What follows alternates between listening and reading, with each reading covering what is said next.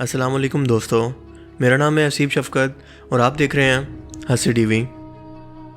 यह है हमारी खूबसूरत दुनिया। लाखों सालों से यहाँ पर ज़िंदगी फल फूल रही है। लाखों करोड़ों जानवरों की नस्लें ज़मीन पर पैदा हुई, जिनका ज़मीनी बदलाव और हादसात के बायस अब इस दुनिया से ख़ात्मा हो चुका है। साइंसदानों के मुताबिक अब तक तकरीबन 5 अरब के करीब जानवरों की किस्में इस दुनिया पर रहने के बाद मुकम्मल तौर पर ख़त्म हो चुकी हैं। इस वक्त भी ज़मीन पर जानवरों की 1 करोड़ से ज़्यादा नस्लें मौजूद हैं, जिनमें से सिर्फ 12 लाख के बारे में हम जानते हैं, जबकि 86% का हमें अब तक कोई इल्म नहीं है। हमारी ज़मीन पर माजी में बहुत से खूबसूरत और ख़तरनाक किस्म के जानवरों ने राज किया, जिनका आज इस दुनिया से मुकम्मल सफाया हो चुका है और इनकी बाकियात के तौर पर सिर्फ हड्डियाँ ही मौजूद हैं।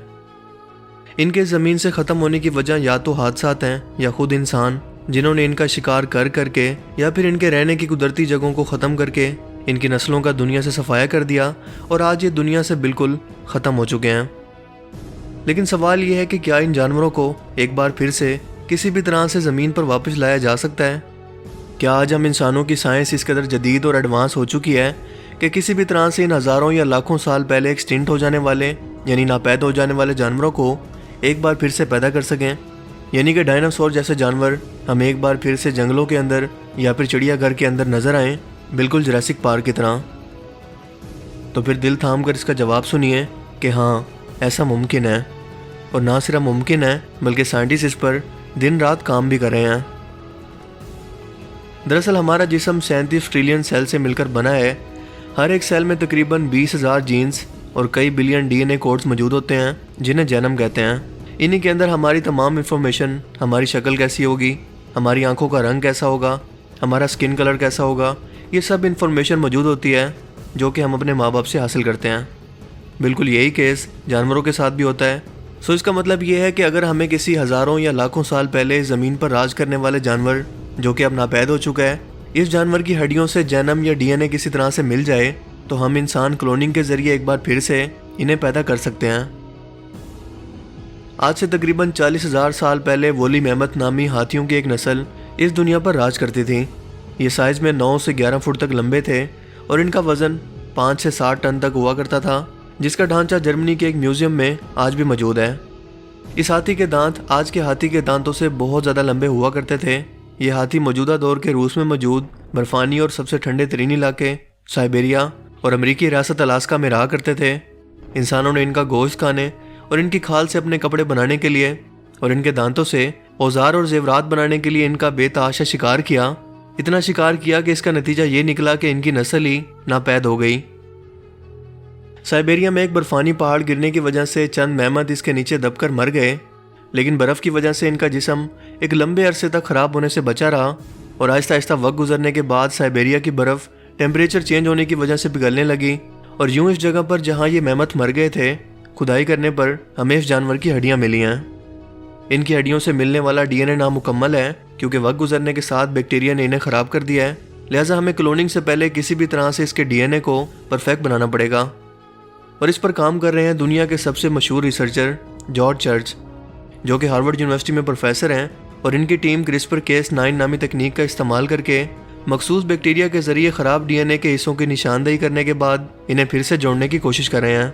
इनका कहना है कि हम इस काम के अंदर अगले 2 से 5 साल के अंदर यकीनन कामयाब हो जाएंगे और यूं हमें एक बार फिर से लंबे बालों वाले और लंबे दांतों वाले मैमथ एक बार फिर से साइबेरिया और अलास्का के इलाकों के अंदर घूमते दिखाई देंगे।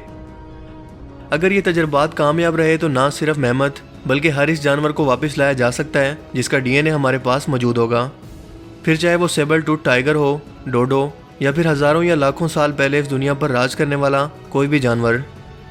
अब यहाँ यकीनन आपके दिमाग में ये सवाल पैदा हो सकता है कि क्या इस तकनीक के ज़रिए डायनासोर्स को भी किसी तरह से वापस लाना मुमकिन है?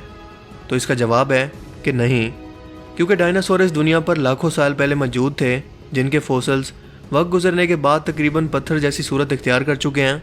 यानी कि इनकी हड्डियाँ तकरीबन पत्थर बन चुकी हैं, जिनसे DNA निकालना किसी सूरत मुमकिन नहीं। और दूसरी वजह कि अगर इनका DNA किसी तरह से मिल भी जाए तो क्लोनिंग के लिए हमें इनके सबसे करीबी रिश्तेदारों की ज़रूरत होती है, ताकि ये DNA इसके करीबी रिश्तेदारों में डालकर उसके अंदर इस जानवर को पैदा करवाया जा सके। साइंटिस्ट के मुताबिक डायनासोर का जो सबसे करीबी रिश्तेदार इस वक्त मौजूद है वो है चिकन। जी हाँ, आपके घर में पाई जाने वाली मुर्गी। लेकिन मेमथ के केस में ऐसा नहीं है, क्योंकि इनकी क्लोनिंग के लिए हमारे पास एशियन हाथियों की नस्ल आज भी मौजूद है। लिहाजा मेमथ के डीएनए और सिमेटिक सेल्स लेकर एक नई नस्ल के हाथी में इंजेक्ट करने के बाद साइंटिस्ट हाथियों की इस नई नस्ल को जो हासिल करेंगे, इसका नाम मेमोफेंट रखा गया है। लेकिन दोस्तों, ये इतना आसान भी नहीं है जितना ये सुनने में लग रहा है, क्योंकि अगर हम रियलिटी ग्राउंड्स पर बात करें तो इंसान क्लोनिंग के प्रोसेस के अंदर इतना कामयाब नहीं हो पाया कि मेमोफेंट को पैदा करने की गारंटी दे सके। क्लोनिंग का प्रैक्टिकली इस्तेमाल सबसे पहले हुआ था 1996 में, जब पहली बार क्लोनिंग के जरिए एक भेड़ को पैदा किया गया जिसका नाम डॉली रखा गया। लेकिन ये भेड़ सिर्फ 1 साल के अंदर ही बीमार होकर एक जानलेवा बीमारी से मर गई थी, क्योंकि इसके जीन्स के अंदर बीमारियों से बचाने के लिए कुदरती डिफेंसिव सिस्टम मौजूद नहीं था, जो कि कुदरत ने हमारे डीएनए के अंदर पहले से रखा हुआ है।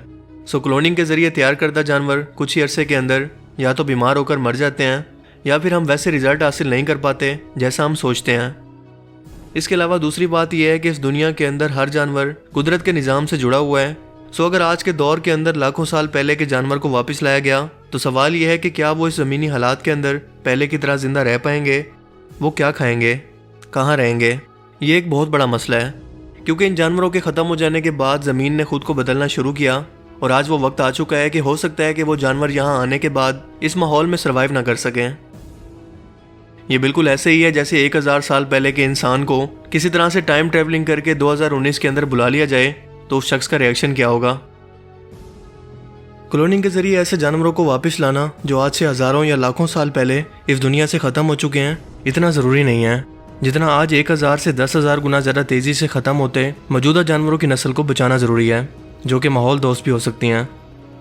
हमारी दुनिया एज ऑफ एक्सटेंशन के एक ऐसे नए दौर से गुजर रही है जिसका जिम्मेदार सिर्फ और सिर्फ इंसान है, जिसने इन जानवरों का शिकार करके या इनके घरों में घुसकर इनकी नस्लों के लिए इनकी नस्लों को ख़त्म करना शुरू किया, और ये सिलसिला आज तक जारी है। यानी अपने घर के अंदर जो चीज़ें मौजूद हैं पहले उनको बचाना चाहिए, ना कि जो चीज़ें ख़त्म हो चुकी हैं उनको वापस लाने की कोशिश की जाए। अगर ये तजर्बात किसी तरह से कामयाब भी हो गए तो जहाँ एक तरफ क्लोनिंग के ज़रिए हाइब्रिड शुदा नस्लें तैयार करके ना सिर्फ इन जानवरों को वापस लाया जा सकता है, वहीं इसके ख़तरनाक नताइज भी दुनिया के सामने आ सकते हैं। मसलन चाइना ने CRISPR-Cas9 नामी तकनीक से इंसानी डीएनए के अंदर बदलाव करके इसके अंदर जानवरों जैसी खसूसियात पैदा करने की कोशिश की है, जो कि तजर्बात नाकाम रहे। साइंटिस्ट 80,000 मेमथ को दोबारा से साइबेरिया और अलास्का के इलाकों के अंदर वापस लाना चाहते हैं, ताकि ये जानवर वहाँ के दरख्तों को तोड़कर और बर्फ़ को फैलाकर हमारी ज़मीन के तेज़ी से बढ़ते हुए टेम्परेचर को एक बार फिर से कंट्रोल कर सकें। और आप जानते हैं कि ज़्यादा दरख्त ग्लोबल वार्मिंग को भी कम कर सकते हैं, पोल्यूशन को भी, और इसके अलावा दरख्तों के बेशुमार फ़वाइद हैं। इससे बढ़कर फ़ायदा क्या होगा कि ये इंसानों के लिए फेफड़ों के तौर पर काम करते हैं, यानी इंसान इन्हीं के ज़रिए इस ज़मीन पर सांस लेते हैं। लेकिन आप इस बारे में क्या सोचते हैं? क्या ऐसा करना सही होगा? क्या क्लोनिंग के ज़रिए ऐसे जानवरों को ज़मीन पर वापस लाने के कोई ख़तरनाक नताइज आपकी नज़र में क्या हो सकते हैं? और सबसे बढ़कर कि क्या ये तरीका कामयाब भी होगा? अपनी कीमती राय का इजहार कमेंट सेक्शन में ज़रूर कीजिएगा।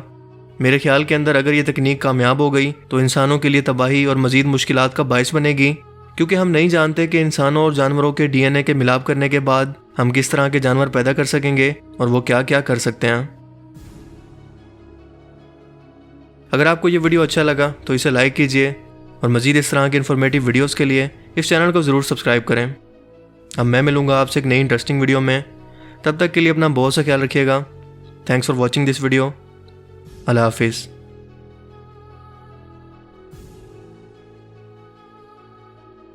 Right now, scientists are using revolutionary new genetic techniques to try and bring back some of these species. Animals, plants, and insects are dying out at a rate of 1,000 to 10,000 times faster than ever before, with dozens of species going extinct every single day. There's no source of DNA that we have right now for dinosaurs, so there's no way that we could create a dinosaur because we don't know what its genome looked like.